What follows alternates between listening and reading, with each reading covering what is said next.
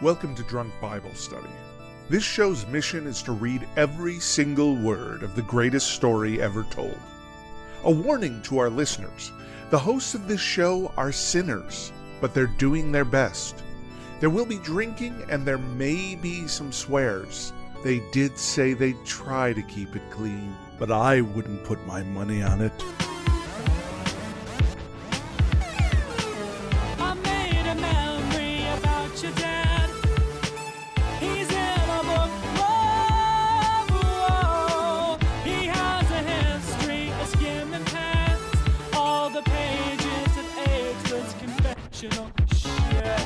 I'm Emily, and this is Drunk Bible Study, where my good friends Dedeker and Jace teach me, a born and raised atheist, all about the Bible. Wow, I didn't even look at that this time. I know it so well now. So, Jason Dedeker, how are you doing so? 50 episodes later. Wow, okay. You know, I probably could have before. I just didn't allow myself to... You didn't trust yourself. Yes, I didn't trust myself. I didn't believe. But now I believe that I am capable of... saying it without looking at it. So I just did. That's Anyways, how are you all doing today? One of these days, maybe you'll ask me how I'm doing. Nah, I'm okay. great. We are in a lodge. We are recording in a lodge right now. There's an elk's head up on the ceiling. There's some antlers scattered about. There's a lot of like old black and white photos of white dudes doing lodge-ish things. Like standing in a line. And a lot of standing in lines Some is what leather happens. furniture. The mood lighting is very low. Yeah. There's an actual like wet bar. We are relaxing. Is there such thing as a dry bar? What's the difference? If you have plumbing or not. Yeah. A wet bar has a sink and a dry bar doesn't. The bars, you. you can store your booze there, but you can't wash your dishes there. I see. Wow. Yeah. Well, no, this is very wet. Yeah, it's a very wet bar. It's so wet. And this is also going to be a wet episode of this podcast. Yes. So. Great. Great. Awesome. All right. Great. Oh my God. My laptop has like magnets that keep it closed when you close it. And my watch band is metal. Oh, and so if it's freaking out? In just the right place, my wrist will go like chunk and like stick oh my gosh. to the front Wow. of my laptop. You're okay? Great. I'm good. You don't have any wrist injuries? No, it just startled me. Okay, good. All right. Do we remember what happened last time? I'm trying to remember. Yeah, frantically scanning the brain. Oh, it was about the feasts and the festivals and the celebrations. Right, because in the bonus content we talked about the Jewish calendar and how that all works out. Yeah. Oh, and it was like Easter and Passover? It was definitely not Easter. But yes, definitely Passover. No, I'm not talking about like in real life it was Easter and Passover like a bit ago. Not when y'all are gonna listen to this, but those are like things that were potentially talked about. I guess not yet because Easter is a New Testament thing, but still, right? Yes, but we talked about kind of like holidays like Easter, that are not always on the same date. Not working at all. Yes, you cannot work on holidays. Oh yes, on the festival days. Mm-hmm. Yes, and all the reasons and things that you can't do. Yes, on those days. Right. Yeah. Yes, many things you can't operate machinery. Not the machinery was like a thing to be operated back then. Nothing even remotely machinery-esque. No. Yes. Cool. Yeah. All right. What are we drinking today? We're having a lovely white wine. I don't know who is responsible for bringing the white wine. That would be I. Bonterra. Bonterra, which is a lovely organic grape and wine company. Oh. This is a Sauvignon Blanc. Yes. Made with organic grapes. Wow, look at that. There you go. Look at that. Only $10 at Whole Foods. Very crisp. I felt myself getting healthier as I was drinking it. Yeah, so it's good. a little bit of column A, a little bit of column B. But yes. Yeah, I'm pretty sure if they make it from organic grapes, it actually does hydrate you as opposed to dehydrate you. I have heard that. Yeah. Well, it definitely is better. It has less sulfites. It's not going to screw you up as much. There's less things thrown in to the wine. I see. Doesn't also white wine have less of those? Yeah, I thought that white wine just generally didn't have as many sulfates. What's the difference between sulfates and sulfites? I don't know. That's not the kind of podcast that we're running today. Maybe on another day. On Drunk Grape Study. Yeah, exactly. Our other hit podcast. How many of these are we going to have at this point? All right, so today, this is the penultimate episode of Leviticus. Whoa! Just one more after this. And that will be, that's going to be episode 53. Wow. Which means that if you listen to this show once a week, oh my goodness, this you've episode been is your 1-year listen anniversary. Wow. Well, congratulations. We've been around the sun together. Yeah, I mean, we haven't actually because we were doing 2 episodes for like the first 3 to you, 2 listener months? in the future, who started from the beginning and stuck with us until now, we've been around the sun together. Yeah, there you go. I like that. Yes. That's great. Yeah. Very nice. So episode 52 today, and then next week will be the last one in Leviticus, which means we're going to have to try to remember everything that's happened and kind of recap. What we and our bonus content next week will be like, what did we learn about Leviticus? What did we understand about it? And then also preparing ourselves to go on to Numbers, which is what we start the week after that. Amazing. Yeah. All right. So today we're reading chapters 24 and 25. And we want to remind all of our listeners at home to read responsibly and drink responsibly. And you can drink along with us, or you can listen to us while you're in the car. But please do not do both at the same time. And with that, we are on to Leviticus 24.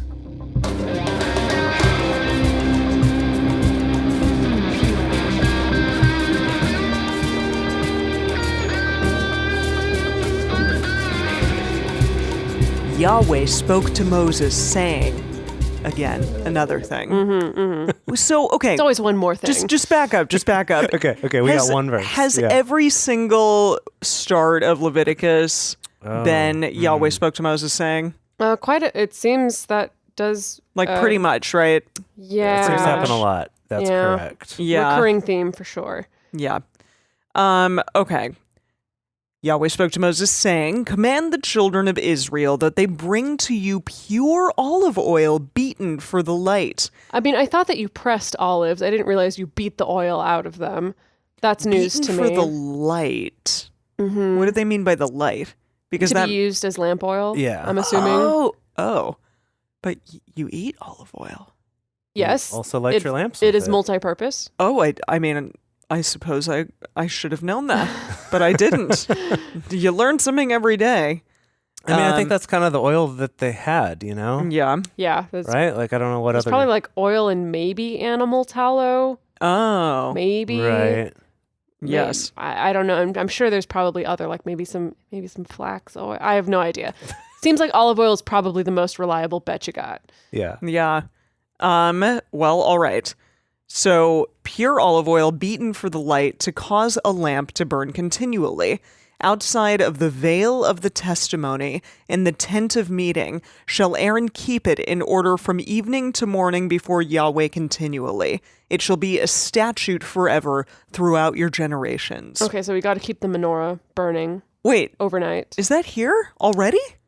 The menorah? Yeah. Remember when we were getting all the instructions? The menorah was like 20 years ago, Emily. I know that we were talking about a menorah, but I didn't know that it was the menorah. It's just a menorah. There's not a the menorah. I mean, this is the menorah because it's the one in the tent of meeting. But like, there is no other. There's not like... No, but remember like the story that people tell about Hanukkah? It's not that menorah. Exactly. That's what I was talking about. That menorah. Was more specifically like with the Maccabees, and it was a different time. But this is a menorah that is an important menorah. All right. Well. Yes. Okay. Okay. He shall keep it in order the lamps on the pure lampstand before Yahweh continually. Can we do some English grammar on this? He shall keep in order. Oh, yes. The lamps. In order the lamps. On the pure lampstand. Keep the lamps in order. On the lampstand. Don't let them get all mixed up. Yep. Got it. Cool. English grammar's cool. Yeah. And very flexible, apparently. Uh-huh. Way more flexible than I knew or my teachers ever told me in school. Yes, indeed. All right. So you shall take fine flour and bake 12 cakes of it. 2/10 parts of an epaph shall be in one cake. You shall set them in 2 rows, 6 in a row, on the pure table before Yahweh. You shall put pure frankincense on each row, that it may be to the bread for a memorial, even an offering made by fire to Yahweh. So I'm just getting images of like a dozen cupcakes here with a little nice frankincense frosting on top. Oh, see, I was picturing little buns. That's probably realistically what they were, but it's much more fun to think of them as these nice little cupcakes. Yeah, designer cupcakes in front of Yahweh. Yes, designer cupcakes. So I can get those ones with like the really unique flavors, like like the Earl Grey and the jasmine. Like, don't give me just boring chocolate. Oh, these types of cupcakes, like the frankincense flavored jasmine cupcakes. Wow, well, I've had an Earl Grey cupcake. It's freaking delicious. I was just gonna say that sounds really good. Yeah, it does. If they can make that vegan, I'm all for it. Okay. You shall put pure frankincense on each row, that it may be to the bread for memorial, making... Wow, I'm sorry, I just cannot read right now. That it may be to the bread for a memorial, even an offering made by fire to Yahweh. Every Sabbath day he shall set it in order before Yahweh continually. It is on the behalf of the children of Israel, an everlasting covenant. Okay, so he's got to bring the 12 cupcakes every Sabbath. To Yahweh. Every week. Got it. Yeah. It shall be for Aaron and his sons, and they shall eat it in a holy place. Cupcake party. Yes. Yeah, seriously. Once a week we get cupcakes. This is amazing. Sounds great. For it is most holy to him of the offerings of Yahweh made by fire by a perpetual statute. The son of an Israelite. Wow. Okay, I know that Israelite. To be fair, we took a complete right turn here on the story, and we just kind of started a new story. Yeah, now it's the son of an Israelite woman. Yeah, maybe let's pause for a moment. Okay. Okay, we finished those instructions. Now let's tell a story. Parties. Okay, so cupcakes. Story time. Okay, now the son of an Israelite woman. Okay, just drink every time I screw up something. We're going to be really drunk. Yeah, I'm going to really try not to. Whose father was an Egyptian, went out among the children of Israel, and the son of the Israelite woman and a man of Israel strove together in the camp. Okay, what is strove? The past tense of stride? Strive? No. Strive? Strove? The past of strive. That still doesn't make sense in this context. What are other, as in they work together? Or is this a euphemism for them hooking up? Oh, I don't. What are other translations? Okay, what chapter verse, whatever are we in? This is 24. Verse 10. Verse 10. Okay, let's see what we got here. And they fought. Oh, okay. Oh. So, this guy who is... Quarreled or fought. This guy who is half Israelite, half Egyptian, fought with... a man of Israel. An Israelite. Together in the camp. Okay. Okay. That makes sense. All right. And the son of the Israelite woman blasphemed. Wow. These are just not words that I use on a daily basis. Well, no, you gotta. I do, so... Do you say the word blasphemed often? As much as I possibly can. It's not as often as I would like, though. I will say that. Blasphemed. But to blaspheme and to blaspheme, like, do you have blasphemed? I mean, I will say blasphemous, but but I wouldn't usually say blasphemed. I try to use, I should. Multiple forms of a word whenever possible.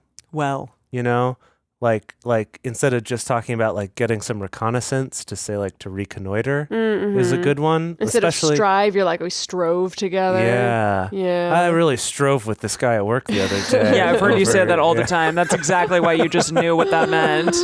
Cool. No, I'm saying that's going to go into the rotation. Oh, now. I see. Okay. Yeah. So he blasphemed the name, meaning, I'm assuming God? Well, yeah, or the name Yahweh? is capitalized. So yeah, meaning the name. Okay. And cursed, and they brought him to Moses. Okay. So they got into a fight, and this guy was like, God. F God. And they're like, ooh. You're going to Moses. Yeah. Gotta wash your mouth out with some soap. Yeah, okay. Yeah, I have a feeling it's going to be much worse than that. Yeah, probably. Let's see what happens here. So his mother's name was Shelomith, the daughter of Debris. You mean Debris, yeah. Debris, okay. I mean, I didn't know that a person's name would be Debris. I haven't heard of that. Debris? Debris. Yes. Dibri. Okay. Of the tribe of Dan. Oh, Dan. He's back. Oh, yeah, Dan. They put him in custody that it might be declared to them at the mouth of Yahweh.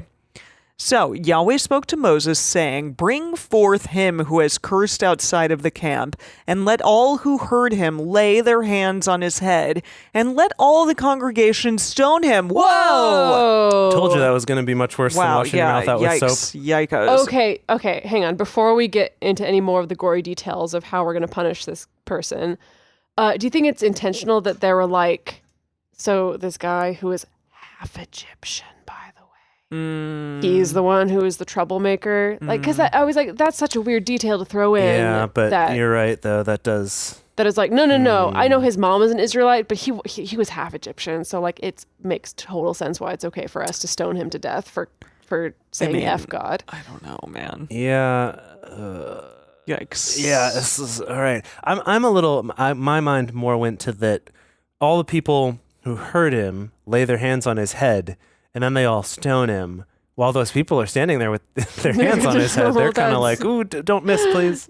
Like, that seems pretty weird. I don't know about that. I'm pretty sure that's not how it went down. Yeah. But I see. So Yahweh is telling Moses to do this.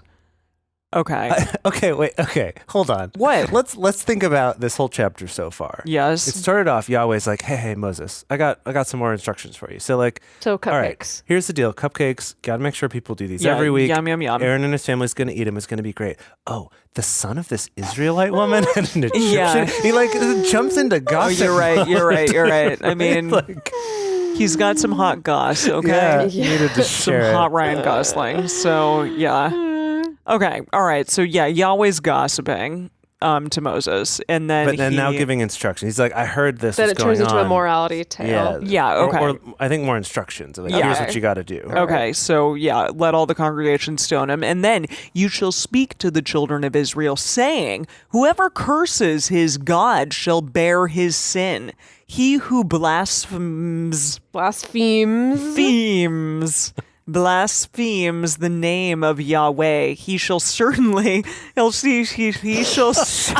Drink. Yeah, we Drink. Everyone else drinks, not Emily. All I can say is it's hard to speak after you've been speaking, singing, and have new aligners in your mouth from Invisalign. Yeah. Blame it on the Invisalign. That's a good excuse. Yeah. That is what I'm blaming everything on. Okay. Great. He shall surely, see, the S's are very difficult to say. He shall surely be put to death. All the congregation sells seashells. Exactly. Yeah, you try saying that with a bunch of plastic in your mouth. All the congregation shall certainly stone him, as well the sojourner. As the homeborn. What's a homeborn? Someone who's not a sojourner, someone who is a native. Oh, okay. That makes sense. When he blasphemes the name of Yahweh, shall be put to death. Why is of Yahweh in brackets? It's implied. Because earlier there was like, he cursed Yahweh. The name. And yes, it was just the name of Yahweh. Yes. So I think at least what it's emphasizing here is like it doesn't matter who does it. If it's a traveler or if it's someone who's a native here of our tribe, they have to be put to death for that. Okay. So he who strikes any man mortally shall surely be put to death. Now, I feel like we're in a little bit of a catch-22 here. Not a catch. Is that the word? Does that apply? Please explain yourself. Well, okay. So this guy blasphemed Yahweh, and so we have to stone him to death. Yeah. And then whoever dealt the killing blow, now we got to put him to death too. And now we're just in a cycle. Pretty much, I don't think dead. that's what they mean. I think that if you're carrying out the punishment, then you shouldn't. But I hear what you mean about that catch-22. With me. No. Okay. All right. He who strikes an animal mortally shall make it good, life for life. Ugh. So I guess kind of the same thing of like if you mess up your neighbor's sheep, you got to pay one of your own sheeps. All right. Or maybe with interest. Yeah. Yeah. Okay. If a man cause a blemish in his neighbor as he has done, so shall it be done to him. Breach for breach, eye for an eye. Oh, there it is. Yes. Eye for an eye, tooth for tooth, as he has caused a blemish in a man, so shall it be rendered to him. Also, this is kind of random. Like God was talking about cupcakes, and then all of a sudden he's just like, oh, by the way, this other stuff. Uh-huh. Yeah. And then Moses finally has to leave after Leviticus is done finally and find this guy who like blasphemed God. Right. And poor Moses, he's got like a laundry list that's so really long. Does. And he's like, ugh, and on top of it, I have to be the one to break this news to this guy. I'm like, well, we gotta stone you. So. Yeah. I am actually a little bit doubly confused here. What? Because I see. Okay, so God was talking first about the cupcakes, and then there's this story about an Israelite woman, which I think this is not Yahweh talking anymore, actually. This is just, they tell a story, because in it sets up the story and then says they brought him to Moses and then declared him at the mouth of Yahweh. And then it starts again with Yahweh spoke to Moses saying. So it's as if there was like a little break to set up a story. Yeah. And then Yahweh gives this is what more happened. And then instructions. Yahweh popped into the story and said, this is what you need to do to deal with this situation. Right. It was like Yahweh was talking first with no segue. Now we set up a little story, and then now Yahweh gave these instructions. Great. So it is a very strange structure for this. Yeah, it is a little bit for sure. Okay, so he who kills an animal shall make it good, and he who kills a man shall be put to death. You shall have one kind of law as well for the sojourner as for the homeborn. For I am Yahweh your God. Drink. There we go. Everyone at home. Not if you're driving, though. Yeah, not if you're driving. Moses spoke. Probably not if you're at work either. Well, I mean, you I listen to a lot of podcasts just at like work. Grab like a little thing out of your drawer. Wasn't that like that's like a very mad, full of shooters, very like a Mad Men type like thing. Yeah. Oh yeah, definitely. Yeah. All right. So you shall have one kind of law, as well for the sojourner as for the homeborn, for I am Yahweh your God. I said that. Don't drink again. Well, you can if you want. Moses spoke to the children of Israel, and they brought forth him who had cursed out of the camp, and stoned him with stones. The children of Israel did as Yahweh commanded Moses. Good job, children of Israel. The end. Really carrying out that stoning. All right, so this next chapter, it's a long one. Right. It's about more than twice as long as the last one. So, Jace, you and I have to split this one. You want to take the first half? I'll take the first half, and then you can bring us home. Yeah. Yahweh spoke to Moses in Mount Sinai, saying, Speak to the children of Israel and tell them, when you come into the land which I give you, you shall the land keep... Then shall the land keep a Sabbath to Yahweh. 6 years you shall sow your field, and 6 years you shall prune your vineyard, and gather in the fruits of it. But in the 7th year shall be a Sabbath of solemn rest for the land, a Sabbath to Yahweh. You shall neither sow your field nor prune your vineyard. Wait a minute. Is that like a year-long Sabbath? It's like letting the land lay fallow. Okay. Do you know? Are you familiar with that concept? No, but cool. You're not a farmer. I am not, but I can, deduce what you mean by this fallow land. What have you deduced, Sherlock? That you don't do anything on it for a year after 6 years of doing stuff on it. What do you think the purpose might be? I don't know, so that the land doesn't become barren. Yeah. Yeah, it's basically to give the soil recover nutrients. Yeah. Cool. Yeah. But my question is this. Cool. What do they do in that year? It's a good question. That is a good question. Because usually with agriculture, when you're letting a field lay fallow, it's kind of like you're rotating, right? So it's like, okay. But let's say you have 4 fields. Here, but yeah. You let one of them lay fallow, but you're planting in the other 3. So you're still producing crops, and then you kind of rotate through. Here, it's not clear. I'd be interested. I bet maybe that's something we can explore in the bonus content. But I'm assuming that not all of these fields are being planted at the same time. Mm-hmm.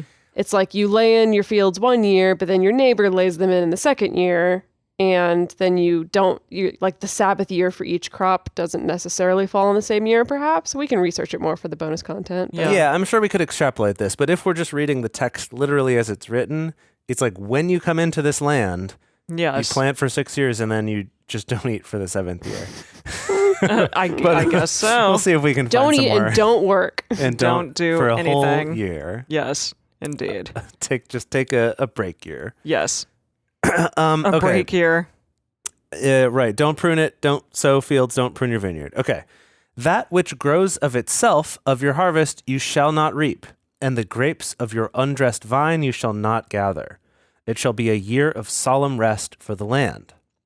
The Sabbath of the land shall be The Sabbath of the land shall be for food for you and for your servant and for your maid and for your hired servant and for your stranger who sojourn with you. What? Just like a random? I didn't understand that sentence at all. No, I know. I was like trying to extrapolate what you were saying. I thought there would eventually be a part of that sentence that made it make sense, but there was not. Let's see. Whoops, I typed in the wrong chapter into these parallel translations here. Do you have any guesses? It shall be food for you. Is the implication supposed to be that before you're selling it? That doesn't make any sense. Because who would they sell it to? Okay, yeah. The other people? This is confusing. So verse 5 said, that which grows of itself of your harvest you shall not reap, and the grapes of your undressed vine you shall not gather. Mm-hmm. But then the other translations of this verse say basically whatever the land produces during its Sabbath will be your food. So those seem to contradict each other. Is the idea that you're like storing things up in other years / trading them or selling them away, but this year like you're just consuming what the land produce? I don't know. That is really confusing. Is really confusing. Let's see. What's what are other good news and things? What's the message have to say? It says, but you can eat from what the land volunteers during the Sabbath year. Okay. Okay. So is it just like you can't? So it's just that like you're not planting, you're not like planting new stuff, or you're not putting in a bunch of work onto the land, but like whatever the land happens to produce, you can eat. You can take it at the moment. Yeah, that seems to be what's going on here. It's still confusing though, because it seems like you can't harvest it. So you have to wait for it to fall? Is that the deal? You can only eat like fallen fruits? Or is it just your crops you can't, but you can still eat from the trees and things? Mm-hmm. I don't know. This is so confusing. Maybe it will clarify as you keep reading. Okay. So for all those people, for your cattle and for your animals that are in your land, shall all the increase of it be for food. Okay. You shall number 7 Sabbaths of years to you, 7 times 7 years. And there's a lot of, it's a square problem all of a sudden. There shall number 7 Sabbaths of years to you, 7 times 7 years. And there shall be to you the days of 7 Sabbaths of years, even 49 years. Okay. So, I'm guessing this just means every 49 years. Then you send abroad the loud trumpet on the 10th day. Fun. On the 10th day of the 7th month, in the day of atonement, you shall send abroad the trumpet throughout all your land. Okay, so every 49 years, we blow the shofar and have a good time. Cool. Yeah, you send it out, all right, and all through your land, you go and blow it. You shall make the 50th year holy, and proclaim liberty throughout the land to all the inhabitants of it. It shall be a jubilee to you. Fun. And you shall return every man to his possession, and you shall return every man to his family. What, were you keeping them away from his family before this? What is going on? I don't know. They had slaves and stuff. So is the idea that like every 50 years is supposed to be kind of this contract renewal where everyone goes free? And you got to re-up your contracts if you got to go That's capture really some new slaves. Interesting idea, because obviously that didn't seem to be the case in later. That is interesting. Later 50 people years is a long time. I mean, yes, given that probably a lot of these people didn't even live till 50. Right. That might not be saying much, but still. That's I don't remember learning about this at all. Wow. I remember the 7th year leaving your don't plant crops. I remember vaguely learning about that, but this 50-year jubilee, proclaim liberty. I'm trying to look at other announce freedom all over the land. Oh, I see. Other translations, like the International Reader's Version, is saying each of you must return to your own family property, and you must return to your own tribe. Huh. Okay. So it's like, so you can't be. So is it like a weird 50-year Thanksgiving more so? Sure. Yeah, you gotta go back to your family and reunite with. I see. Yeah, the Message Bible says each person will go back to his family's property and reunite with his extended family. Well, that's nice. That's kind of I interesting. mean, it's nicer if you're letting your slaves go free, but... Yeah, I liked our version better. Yeah. Fascinating. Yeah, wow, okay, cool. So on the 50th year, y'all got to go back to your families. Yeah. And you shall return every man to his family. Okay. A jubilee shall that 50th year be to you. You shall not sow, neither reap that which grows of itself in it, nor gather the grapes in it of the undressed vines. For it is a jubilee. It shall be holy to you. You shall eat the increase of it out of the field.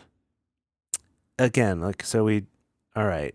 We can just eat whatever's like extra. Yeah, what else? Yeah, whatever's growing randomly. Fine. Okay. Fine. We get to eat some stuff. Cool. In this year of Jubilee, you shall return every man to his possession, which we think means go visit your family, I guess. Okay. If you sell anything to your neighbor or buy of your neighbor's hand, you shall not wrong one another. The other 49 years, total, whatever you want to do. Yeah, you can be as shifty as you want. Yeah. But Jubilee in this year, you got to be on point. Be cool. Be cool in this year. According to the number of years after the Jubilee, you shall buy of your neighbor, and according to the number of years of the crops, he shall sell to you. This is a lot of math just to have like a celebratory year. I'm really not. Seriously. Not I'm following. like, Yahweh, this is not. I mean, I'm like, we're Jubilee. Doing multiplication Jubilee tables sounds right now. great. Jubilee, love it. Like a Sabbath year and like not having to work and harvest the crops. Like that sounds also great. Love it, Yahweh. But you're making me do all this math to try to figure out what, like how much I can buy and sell. Yeah. Let's see if this makes any more sense here. So, according to the length of the years, you shall increase the price of it, and according to the shortness of the years, you shall diminish the price of it. For the number of crops does he sell to you? No, that doesn't make it any easier. Seriously, like a riddle. What you got? Tell me what the message says. The message has to help me because... Yeah. Let me see what I can find here. First of all, let me do that. What was that verse number? 16. 16. Not 116, 16. Just 16. Okay, let's see. The Good News translation says, if there are many years, the price shall be higher. If there's only a few years, it shall be lower. Because what is being sold is the number of crops the land can produce. In that number of years? This does seem to imply then that, like, say I sell some of my land to you, at that 50-year mark, it goes back to me. It seems to imply that, doesn't it? So because what's being sold is the number of crops the land can produce. Yes. I'm assuming before the next 50 years when it all changes When it hands. all reverts. Okay, so the idea being that like if we're 3 years out from the Jubilee year and I'm like, hey, I want to buy this land from you. And I'm like, it's only going to produce 3 years worth of food. So I'm not going to pay you a very good price because at that 3-year mark, it's going to revert to you. Okay. Yeah. Versus if I try to buy it from you right after the Jubilee when I'm trying to pay for 50 years potential of growing food. You think that's the case? Yeah, I think that's how I understood that. Wow. At least I don't know. This is such an interesting way to deal with property and property rights. Yeah, yes. I mean, I'm still not entirely clear that that's how this works. That everything just like goes back at that time, but it seems like with this logic, at least, that seems to make sense. Well, good news is we don't have to totally understand it to keep reading. I guess you're right. Yeah, that's true. That's true. I pulled up a full like this chapter in the Message, so if we want to check like a few verses together, we can. Okay. Okay. Got it. You shall not wrong one another, but you shall fear your God. Obviously. For I am Yahweh your God. Yes, thank you. We know. Okay. Therefore, you shall do my statutes and keep my ordinances and do them. You shall dwell in the land in safety. The land shall yield its fruits, and you shall eat your fill and dwell therein in safety. I appreciate that God is like, preaching safety. Mm-hmm. Yeah, safety is very important. Oh, yeah. As long as you fear me, you'll be safe. Yeah. As long as you're constantly afraid of what I might do, you're going to be safe. You're going to be really safe. Don't worry. Yeah. If you get too confident, though. Okay, I like this. Okay, God's going to address some of our concerns from earlier. Okay. If you shall say, what shall we eat in the 7th year? My thoughts exactly. Behold, we shall not sow, nor gather in our increase. Then I will command my blessing on you in the 6th year, and it shall bring forth fruit for the 3 years. Okay, so we have to put our faith in Yahweh that he's like, don't worry, in the 6th year, I'm going to triple the amount that your crops make. And so you're going to be able to go a whole year without growing anything and you'll be able to eat. Okay. Then I will command my blessing on you in the 6th year, so it brings forth fruit for 3 years. You shall sow the 8th year and eat of the fruits, the old store, until the 9th year, until its fruits come in, you shall eat the old store. So it's like year 6, you get a bunch of crops. Yes. Year 7, you don't plant anything new, and you also don't harvest it all, so you're eating that old crops. Okay. The next year, you plant stuff, but you can't harvest it yet because it's not grown yet. You still keep eating the old stock. And then finally, in the next year, you get the new stuff. So basically, it's going to be 3 years of just like old dried up prunes and dates and stuff and like no fresh apricots or whatever the heck they're growing out here. Yeah. I guess really beggars can't be choosers when you're I suppose you're right. in the desert. Yeah. Is it still me? Do you want to pick up from here? Oh, yeah, I can take over. Halfway point. I'll take over. There you okay. Go. It is time. 23. The land shall not be sold in perpetuity, for the land is mine. For you are strangers and sojourners with me. Oh, that's a new perspective on things. Okay. In all the land of your possession, you shall grant a redemption for the land. If your brother grew poor. What? Brother be grew poor. If your brother be grew poor. What? This is great. What is even happening right now? I don't know. There's got to be a translation, like a transcription error, right? Seems that way, yeah. I'm just going to say, if your brother be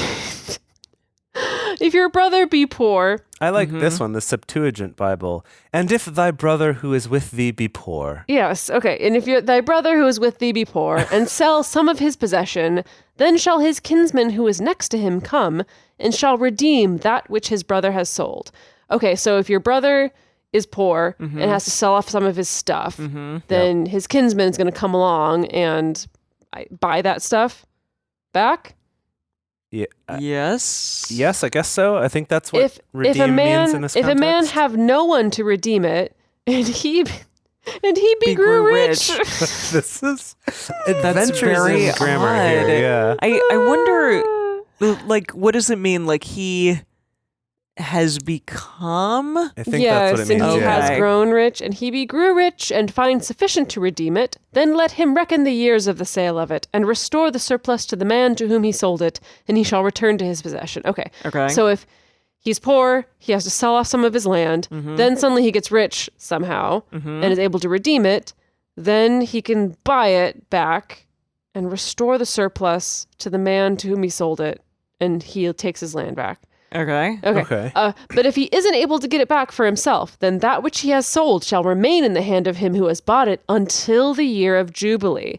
And in the Jubilee it shall go out, and he shall return it to his possession. So this is such an interesting 50-year cycle where it's like the Etch-a-Sketch gets all shook up, get all up, and then everything just resets. That is interesting. Is this a thing that people practice now? In a sense, I have no idea. I have no idea. I've never heard of this before. I suppose we could look that up for the bonus. Yeah, we'll make a note to look up this whole Jubilee year cycle Apparently thing. my Sunday school teachers were into retaining their property, so they didn't share this. Yeah, a lot of the people I knew were very much into retaining their property beyond 50 years. Fun piece of trivia I learned about cemetery plots, actually, is that America is one of the only places in the world where we assume that when you buy a cemetery plot, you own that land forever. That in almost every other country in the world, you buy your cemetery plot, and it's a lease for maybe 50 years, and still for a long time. You and then get dug up. Yeah. And then you gotta go. You get repossessed. Or someone in your family has to re-up that lease. But no, you get dug up and I guess cremated or put somewhere else or something. I'm in New Orleans, culturally, for a long time, you would essentially buy a plot or buy a section of a mausoleum, and that would be your family section. But it's everyone gets thrown into the same vault, essentially. Right. It's like, we only got so much room. We don't got space for your brothers and your cousins and everybody. It's like, no, everyone kind of gets shoved to the back, essentially. Wow. And then the new body gets put in. And yeah. But anyway, I learned about this. So this is an issue for cemeteries in the United States. Yeah, where there's so this much problem of like, you sell it for an amount of money and then you have own it forever. And that the people who actually own the land don't get any more money for it. So it's actually kind of a tricky issue. Yikes. Well, in the New Orleans thing, if you go to cemeteries, it's like there's mausoleums that have like 12 Many names bodies. on them. Of course. Because it is just a family thing. Yeah. Although I guess at that point, like, you're not really caring so much about overcrowding. No. How do we get on cemeteries? We were talking about like jubilees not owning and land stuff. Not owning land. Okay, yes. great. If a man sell a dwelling house in a walled city, then he may redeem it within a whole year after it is sold. For a full year shall he have the right of redemption. Oh, okay. So he can sell it, but within a year, if he has like seller's remorse, what he is can it? buy it back. The right of first refusal or something like that. Yeah. Okay. Yeah. Only in a walled city, though. Yeah. Only if walled it's not cities. walled, then sorry. everything's up for grabs. If it isn't redeemed within the space of a full year, then the house that is in the walled city shall be made sure in perpetuity to him who bought it throughout his generations. It shall not go out in the Jubilee. Oh, okay. Fascinating. Yeah, okay. so houses don't count for the Jubilee, but land in does. Walled cities. In walled cities. Interesting. But like the land out in the places. No. We're going to talk about not walled cities. Okay. Cool. But the houses of the villages which have no wall around them shall be reckoned with the fields of the country. They may be redeemed, and they shall go out in the Jubilee.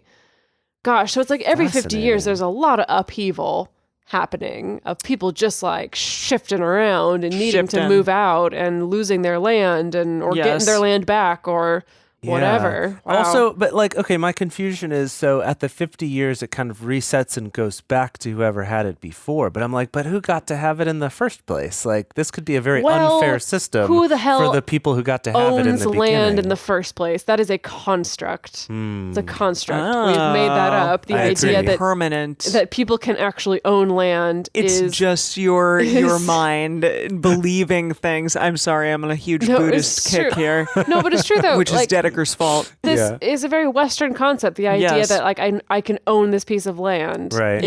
It's as bizarre as us being like I can own this piece of sky. Or like this piece of space. It's just as ridiculous as that. Apparently God says that he owns everything. Didn't he say that? Something to that effect? Yeah, and that y'all are just strangers and sojourners here. Yeah, in a strange land.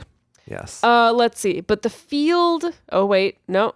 Backing it up. No. Backing it up. Okay. Back it. Nevertheless, the cities of the Levites, the houses of the cities of their possession, may the Levites redeem at any time. Wow. Whoa. Okay. If one of the Levites redeem, then the house that was sold and the city of his possession shall go out in the Jubilee. For the houses of the cities of the Levites are their possession among the children of Israel. I feel like there's some power dynamics here that are kind of unfairly skewing toward the Levites because they're the ones who get all their food provided to them by everyone else in the community. They're the ones who are like, we can just take our houses back or our land back from you at any time. Right. And y'all feed us. Okay. Okay. And we get the nice clothes. Yeah, with all the jewels on them. But the field of the suburbs of their cities may not be sold, for it is their perpetual possession.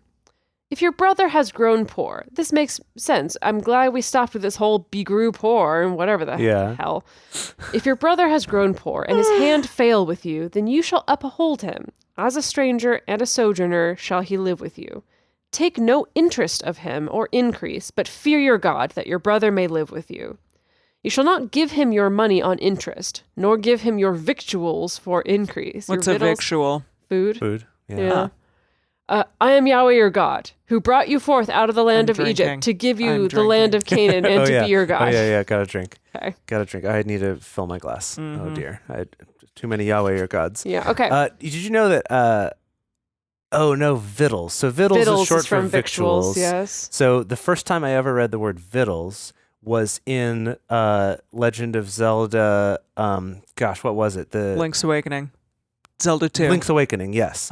Link's They're Awakening. remaking that game. I'm so excited for the Switch. Really? Yes. Oh, that's awesome. I know. Okay, but so I read that word and I was like, Vittles, what's that? And I asked my mom. I was like, I don't understand Yo, this. Mom, And what is she this? told me it meant food. She was like, it's in the Bible. But She that's was like, obviously. No, she didn't, but she should have. It's like the localization team on that game just got a little bit poetic. Yeah, I guess they were trying to make the person feel very like country hospitality that or makes something. sense. So That makes sense. Okay. If your brother has grown poor with you and sell himself to you, you shall not make him to serve as a bondservant. I should hope not. As a hired servant and as a sojourner, he shall be with you. He shall serve with you to the year of Jubilee. As a hired servant, so I guess it's kind of like if your family member's poor and they offer to work for you, you should pay them instead of just using them as a slave. yeah, that like say they have like debts to pay back. They can't sell themselves to you forever, but you have to pay them a wage. As opposed to a bond servant or whatever it was, that I think you just pay the one fee and then they're just yours. Okay. As a hired servant and as a sojourner, he shall be with you. He shall serve with you to the year of Jubilee. Yes. Then shall he go out from you, he and his children with him, and shall return to his own family. Oh, okay, I skipped. He shall serve with you to the year of Jubilee. Then he gets to go back. Okay. Right. Yeah, okay. his children with him shall return to his own family, and to the possession of his father shall he return. For they are my servants, whom I brought forth out of the land of Egypt. They shall not be sold as bondservants. Okay. You shall not rule over him with rigor, but shall fear your God. So Egyptians can't be sold as servants? Is that what he's saying? No, I think Israelites. Oh, sorry. That's what I mean. That's what I mean. Out of Egypt. Yes, that's what I meant. I think it's like it's okay to enslave other people, but you can't enslave fellow Israelites. This is like... This is the kind of thinking that's made the world go around for many hundreds of years. Well, I remember... Sorry, yeah, go ahead. No, just the interpretations that I think people just in general take with the Bible, and then they look at a line like this and they're like, well, God said it was fine. Yeah. Like, you know? Well, what's interesting about this is that the whole like not enslaving your own people thing is actually pretty universal.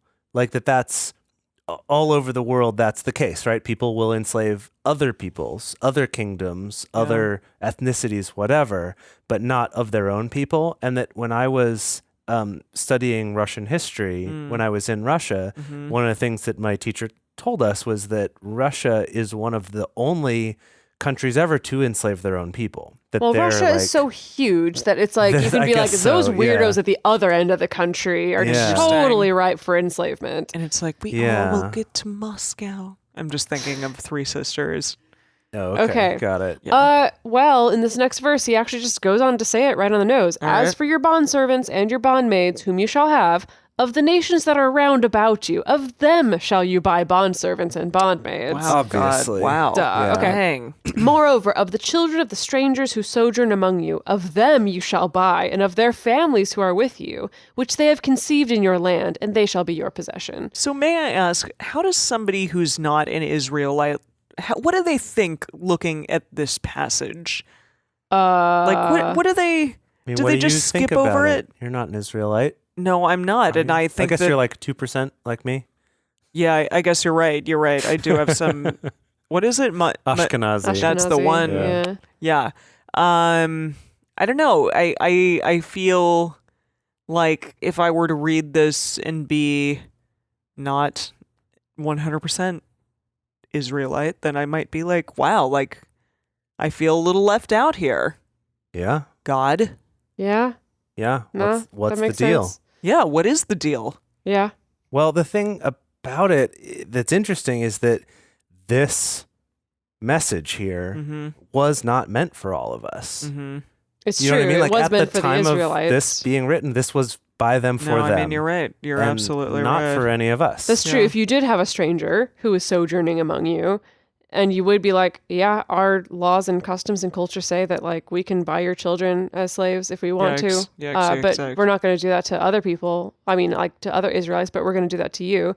And hearing that, there's no part of you that would be like, I really want to join this religion, you know, like. Well, I don't think that was the point. That wasn't the point. But that's the thing. Like, eventually, those who were conquested, and the conquistadors is like what I'm talking about, because that's also part of me and part of like my family ties. Yeah, people who would go and try to conquer and also like say, okay, be this religion.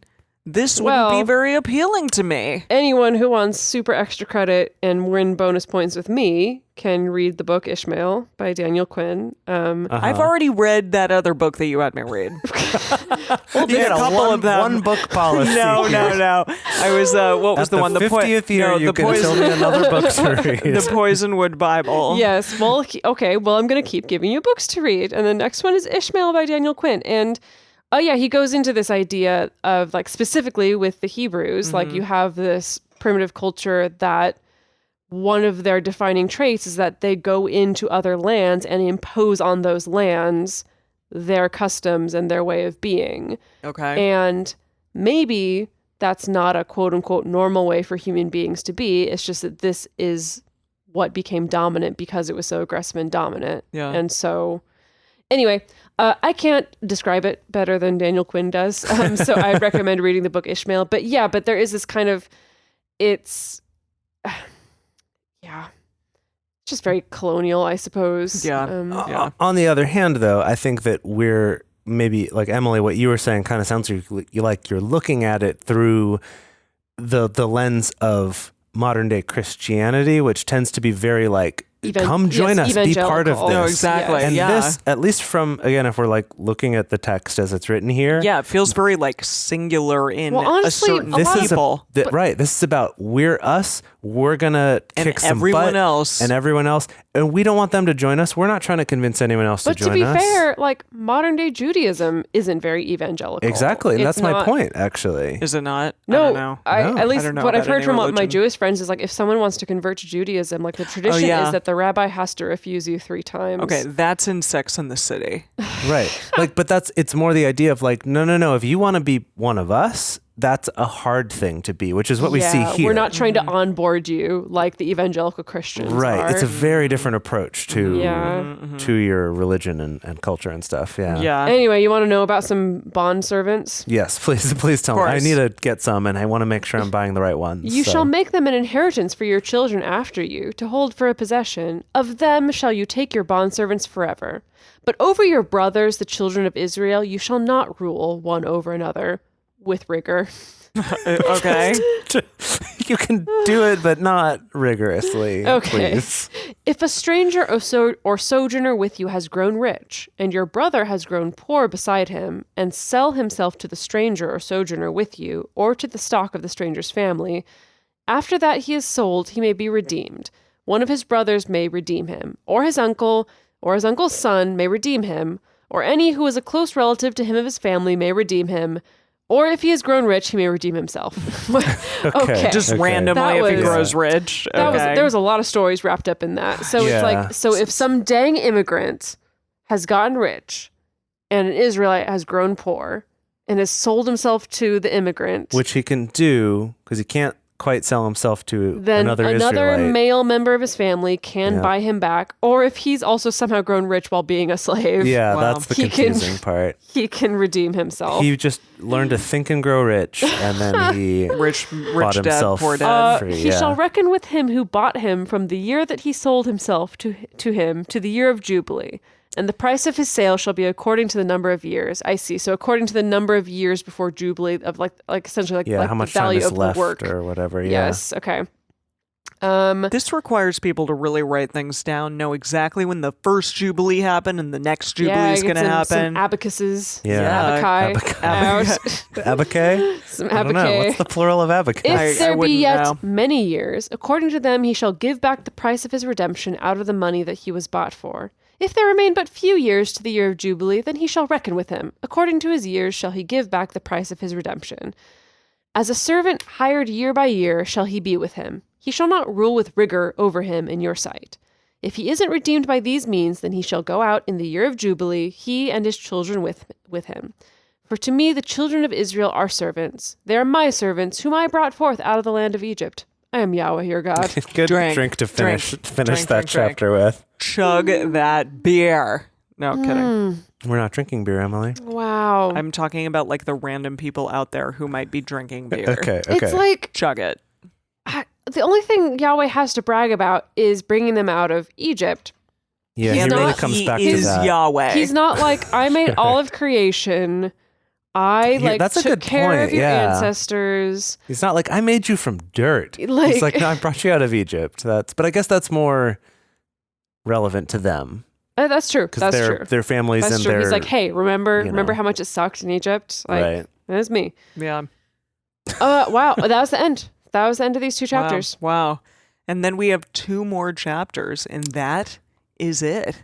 Any guesses for like, obviously Leviticus is going to go out with a bang. Yeah. How okay, you say obviously. What are your clues that Leviticus is going to go out with a bang? Well, We've yet to have like a lot of books of the Bible that truly go out with a bang. That's true, yeah. I guess you're right. What? Yeah, let's see. What? Maybe Job. Because Job was more of a narrative story. But it still goes out slightly with a whimper. It's not like... It was still kind of whimpering the whole time. And so bang is kind of relative. I would whimpering a lot. Job was epic at the end. Remember God like thundered and spoke and confusingly said like, yeah, Job's right. Yes, that's true. I'm Yahweh. I didn't understand it. But Exodus did not end with a bang. No.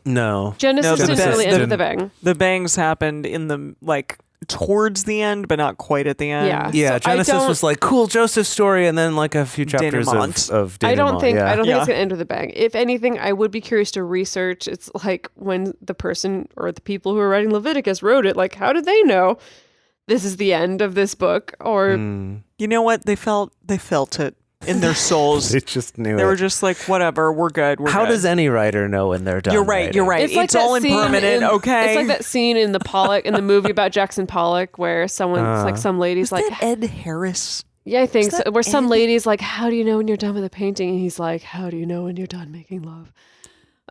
You orgasm. Well, I mean, that's Emily, that's a very heterosexist and orgasm-centric. How is it hetero? That's not heterosexist at all. Come on. I think I would argue that it's heterosexist because traditionally we've treated sex like sex isn't over until the man is done. Fine. I hear you, but I don't know. I didn't say you as in the guy. I said you as in the universal you. So honestly, we've switched podcasts. You know what? I think that we're on multi-amory again. So we're just gonna say making love is over whenever you, the universal you, and Yahweh, whenever feel that it's done. Yeah. Okay. Your lovemaking's over when Yahweh says it is. For I am Yahweh your God. Keep going at it. Keep bowing down upon your partner. Okay. Yeah, that's a good old pull I don't know. Yeah. I think it's just going to be more rules, probably some repetition of rules. Maybe some recapping some things. Probably some recapping. Maybe some more scheduling of like, also there's this festival I forgot to tell you about earlier, but I want you to do it also. Yeah, well. And if you don't do it, I'm going to kill you in a really graphic and horrible way. Yeah. Cool. Yeah, okay. Probably. I know that we ended a couple episodes already talking about stoning, but I'm going to talk about it again. Okay. Because that's also my question is like, what? Surely in the desert, there are more efficient ways to execute a person.